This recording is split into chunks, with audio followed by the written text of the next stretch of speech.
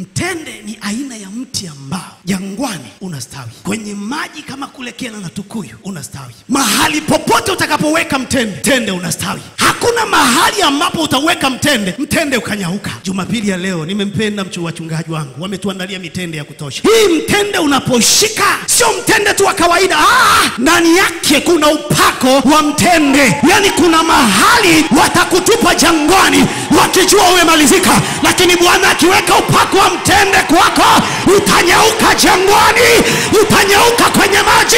Wako wapi washarika hapa wenye upako wa mtende? Ninauona upako wa mtende.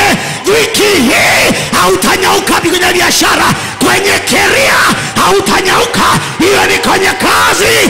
Upako wa mtende utakaa juu yako. Washindi wanaonielewa wenye upako wa mtende hao wangempigia Bwana makofi yanaeleweka.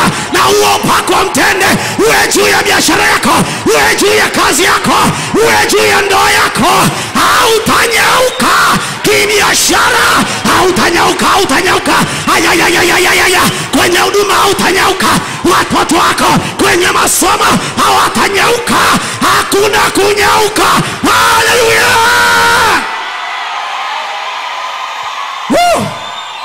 Acha huo upako wa mtende ukawe juu yako.